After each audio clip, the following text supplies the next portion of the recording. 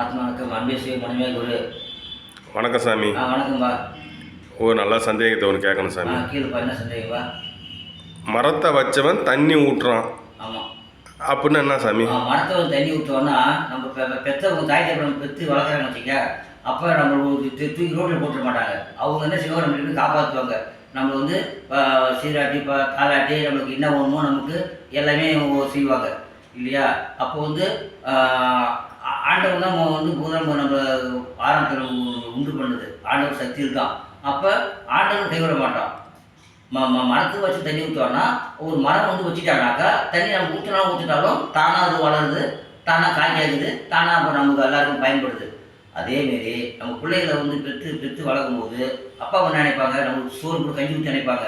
ஆனால் பிள்ளைங்க நம்மளுக்கு கஞ்சி ஊற்றாது, நம்மளுக்கு கை விட்டுருங்க, அப்போ நம்ம நடுத்தருக்கு வந்துடுவோம் இல்லையா? இதை வந்து நம்ம காப்பாற்றுவோம். இப்போ இருந்தாலும் நம்ம பிள்ளைகளை கரைச்சிட்டு இருந்தாலும் பிள்ளைகள் நம்ம விவசாயம் நடத்த நம்மளுக்கு கவனிக்காது. ஆனால் கடவுள் நம்மளுக்கு ஒரு 65,000 ஊற்றுவார். அதனால் வந்து கடவுள் நம்ம நம்பணுமா? அதான் கொடுத்ததை கேட்டால் அடுத்தது பகை.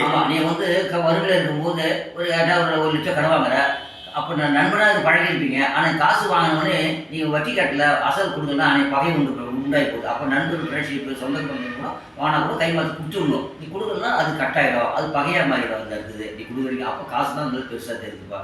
அது தொட்டில் பழக்கம் சுடுகாட்டு வரேன்னு சொல்கிறாங்களே, எப்படி சாமி? தொட்டில் பழக்கம் நீ குழந்தைய போகிற காலத்தில் தொட்டிலில் வந்து குழந்தையா இருக்கும்போது ஒரு என்ன அம்மா அப்பாவோட என்ன கேட்குறப்பா கேட்பா, கண்டதெல்லாம் உட்காந்து கேட்பேன்.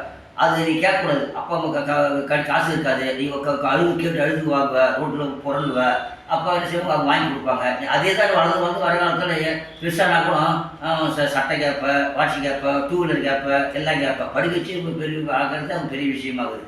அப்படி சின்னதிலேயே வந்து நல்ல அறிவு வளர்க்கணும், நல்ல ஒரு கல்வி வளர்க்கணும், விவரத்தையும் வளர்க்கணும். அப்பா அம்மா பெரிய சொல்கிறத கேட்கணும். அது நீ சின்னதிலே பழகினா தான் அது வயசான காலம் தெரியும், அது வரும். அதுதான் இப்படி சொல்கிறதுப்பா. ஆத்மாவுக்கும் அன்பே செய்ய மனமே குரு. நீங்கள் லைக் பண்ணுங்கள், சப்ஸ்கிரைப் பண்ணுங்கள், ஷேர் பண்ணுங்கள், கீழே பெல் பட்டன். வணக்கம்.